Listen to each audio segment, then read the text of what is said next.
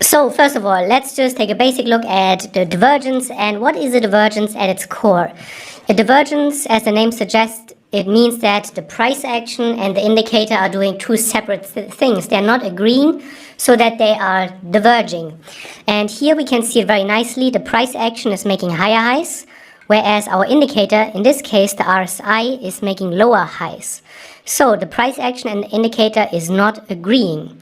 And this is very important to understand, because when we just look at the price action, it could look like we are looking at a strong market. The market is going higher. We are making new highs. But the indicator is already telling us that the trend is slowing down, and the RSI indicator is a trend strength indicator.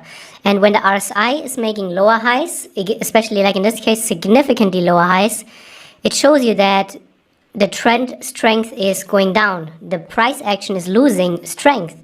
And when we take a closer look here at the top, we can see that just from looking at price action. So what are the points that indicate the trend is losing strength? First of all, you can see those big red candles. Look at this trend here prior to this top. It was a healthy uptrend, green candles, very small red candles, and then suddenly, boom, two huge red candles, larger than anything that we have seen in this whole uptrend. This is already a big heads up, and it's a big sign that the market is not as strong anymore. First clue. Then look at this high compared to this high. Yes, the price makes a higher high. However, how does the market make a higher high? Barely. The close from here to here just is very small, or the difference is very small. The market is almost not able to make a real higher high. And in a healthy uptrend, you really want to see that the market keeps making higher high after higher high, and there are convincing higher highs. However, when the price is just barely able to break through, and you can see when we just look at the wick here, the market is not even able to close above the previous high. So we only have a higher high based on the candle closes. And not here, you can see that it is a very, very different picture.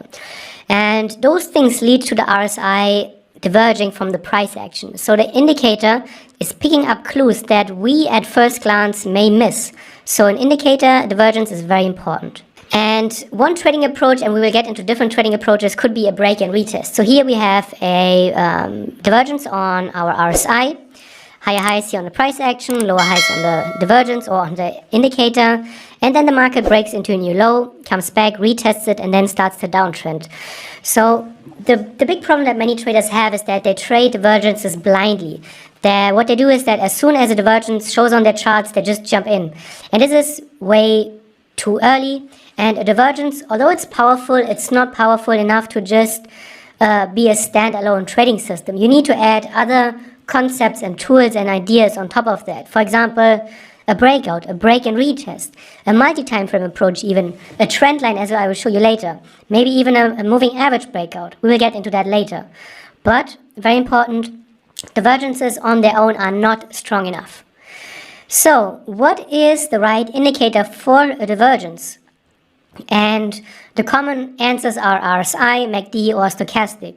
However, those are all momentum indicators. What their purpose is they are all looking at trend strength. So what happens is that they will usually, almost always, provide very similar signals. So it doesn't really matter which indicator you choose. You can see here we're looking at the divergence that we talked about previously, and all the indicators gave you a divergence. So pick one that makes sense to you. Pick one that you're comfortable with reading. Pick one that you have been using in the past maybe.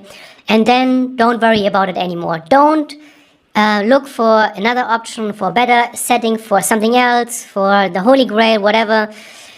Pick one thing, study it, master it, and stick to it. Very important. There's no difference usually in any of those indicators. They are all going to provide very similar or even the same signals.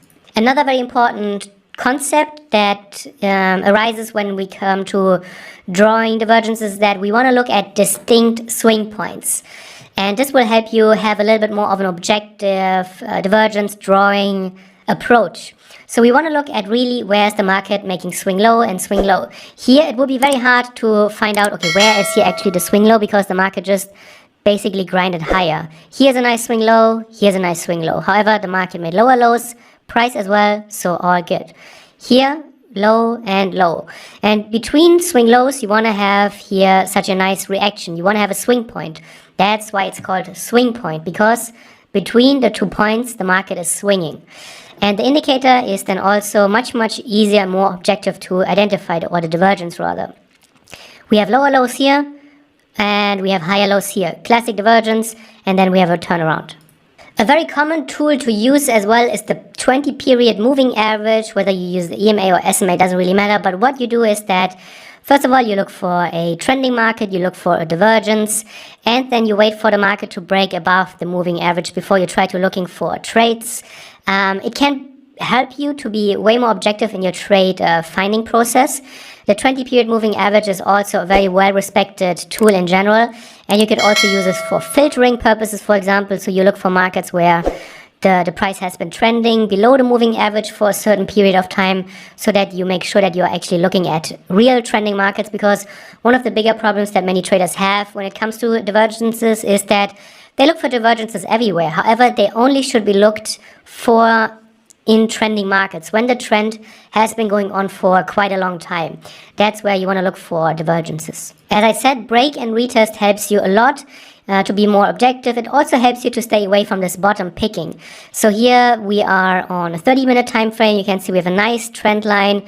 We also have a nice breakout level here, previous swing highs. So we want to wait for the market to make higher highs and higher lows before we get in. We have our divergence here. We have already here the market making higher highs, which is already indicated here by the RSI. And then you wait for the market to break out of this pattern, out of the trend line, out of the high. And then you wait for the retests. They can often be very high probability trading scenarios. And it all starts with a divergence, but it doesn't end here. A divergence alone is not powerful enough. I can't stress this enough, but if you have the divergence as the base or the foundation of your trading approach, it can help you find great trades. A divergence helps you put trend structure into a better context. As I said, there are a few things you really need to make sure that are present. One is that you look for divergences in a trending market. The 20 period moving average will help you, because here you're going to have a nice 20 period. The divergence, or looking for divergence, also will force you to look at highs and lows. How are swing lows and highs forming? Do we have a market which is making higher highs and higher lows, or lower lows and lower highs in a downtrend? Here you can see the market seems to be breaking the structure, whereas previously the market made lower lows and lower highs. Now we are in a territory where the market made higher lows here and a higher high here. And then you look for breakouts, retests, and you want to make sure that the trend structure is then still adhered to. The market on a reversal is then making higher lows and higher highs. Combine divergences with a breakout approach. This is very helpful because, again, it helps you to just stay away from bottom picking, which is what many traders do when they look for divergence. They try to nail the absolute turning point, and then they are way too early in.